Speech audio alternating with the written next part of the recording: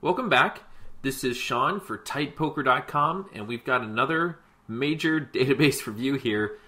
We had one of the subscribers on our video series on YouTube send me 47,000 hands, and these are all the hands that he's put in this year, and he plays over at Full Tilt Poker in the 5-cent, 10-cent games. And by the looks of things, he's really kind of developed a really good, somewhat nitty, but good, tight, solid game. And I think he's more than ready to move up to bigger stakes, 25 no limit. Although the results here haven't been fantastic, you're winning. And when you're winning, that's always a good thing. And I'll actually demonstrate that.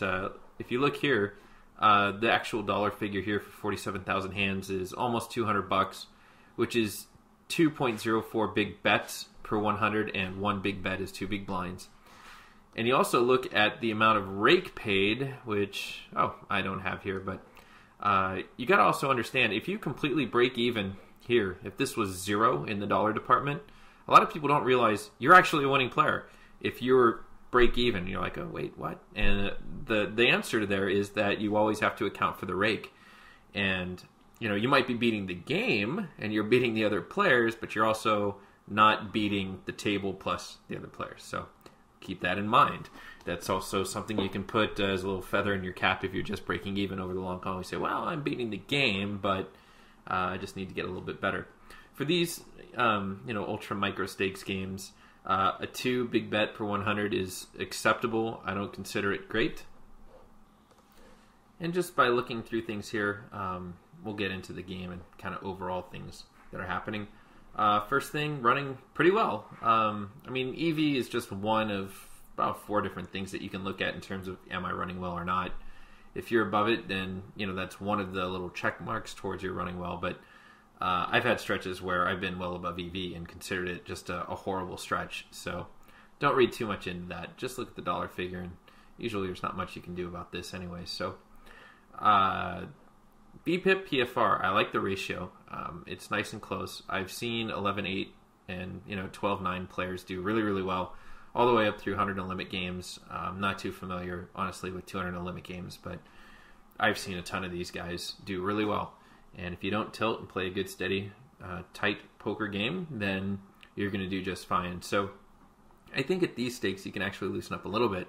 But if you just want to have a really good, solid game and consistent play, then I think playing 11-8 or 11-9 might be just fine. And we'll get into, maybe there's some more spots that you can open up, but there's nothing wrong with playing this style. It is nitty. There's no question about that. And I don't want you to get any tighter. That's for certain here.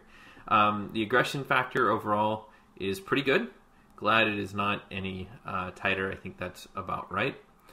And it looks like you get a little more passive as the hand goes on, and we can maybe look into certain hands and see what that quite means. 3-bet percentage, 4.5%. That seems like it's in the perfect spot there. Versus 3-bet full percentage, 45.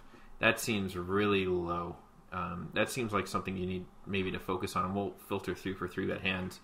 But, I never played 10 no limit, and I've said that about 1 billion times in these videos, but when I was playing 25 no limit, there was 2 types of players.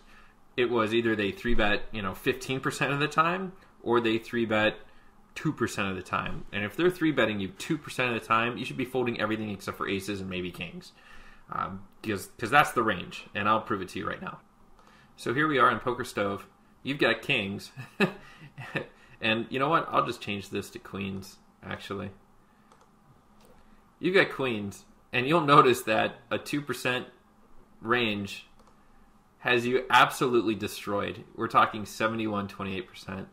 So you actually fold queens in that position because it's the right move. So just really concerned about, you're not folding to 3-bets, and you're going to need to change that. I'm not saying it should be 95%, but I'm definitely saying it should be more than 45. You need to start respecting 3-bets more, especially from the regulars who never do it. This is why I highly suggest having that 3-bet HUD stat in your HUD. 4-bet range 2.1 seems actually a little high, which I think is kind of cool. if you're even 4-betting for value or as a bluff, it'd be interesting to kind of get your thoughts on that. Set percentage is exactly mathematically where it should be. And let's see. Flop C-bet 64 is good. Flop C-bet success, it's usually around 50%. Double barreling a lot, so that's real interesting. And then you're showing down really well at 53%. So I'm liking the went to showdown percentage. It's a bit higher than what I'm accustomed to seeing, but at the same time, you're showing down really well, so I like it. So one of the big glaring things I see here is the steal percentage is at 16.7%. I would definitely like to see that higher. Usually 20 is about the minimum for full ring. Let me bring up my database to check the number, and I'll come back to this real quick. So I just checked, and I'm at 37%. So I'm not saying what I do is awesome and you should copy me, but there's a big difference between 16.7 and what you do. I've seen guys that profit really well who steal 40% of the time, and I've seen some really good tight aggressive players who steal like 20 to 25% of the time. So maybe look for more steal spots, and then also start respecting the 3-bets from your opponents. Those are the two big, huge things that I see here. Fold big blind to steal, 88 seems high, but I'd rather have it too high than too low, for sure. All right, so I was really curious to see what you're calling 3-bets with. And so what I went to is I went into the pre-flop cards, which you can see right here. And I did it for all the hands, so all 47,000. And then I just ran a quick filter, call 3-bet. So it's just super simple. And you can do this hold a manager, poker tracker, doesn't matter. So I'm seeing some pretty obvious hands, and I'm seeing some pretty weird hands, like 8-7 off. So let's take a look at this, and I think this is kind of a good, quick little thing here. Here's 87, okay. So you raise, you get 3-bet, and you flat out of position with 87. Just don't like that play too much. You check, he bets, and you check raise. So I think you really overplayed your hand here.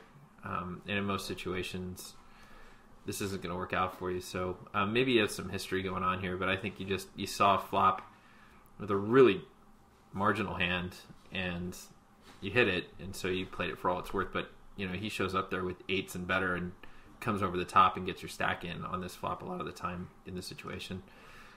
And I mean, I am pointing out one hand out of 47,000, so don't think I'm coming down on you too hard. I'm just trying to make a point here for the video's sake. Queen 10 off. Looks like this one might have been super standard. I'm just going to go ahead and leave the whole cards on. So you raise the limper, and he just goes ahead and limp shoves, and you call when it's just so short. That's fine. So flatting with aces. Let's see here. Let's see what's going on. Now I don't want to see what the cards were, even though we know this is King 8. You raise, and he open shoves. He's a maniac, so this is a no-brainer. Okay, so that's not bad at all. Make a raise. Oh, okay, so... Oh, you gotta be kidding me. Okay, so what I'm seeing here is actually the call, the 3-bet, is you're actually calling shoves.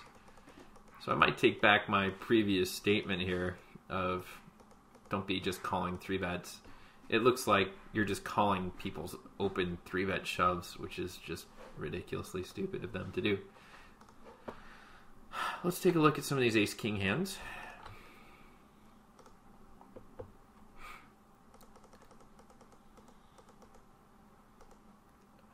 And so this guy 3-bet you, and then this guy 4-bet, which is kind of scary.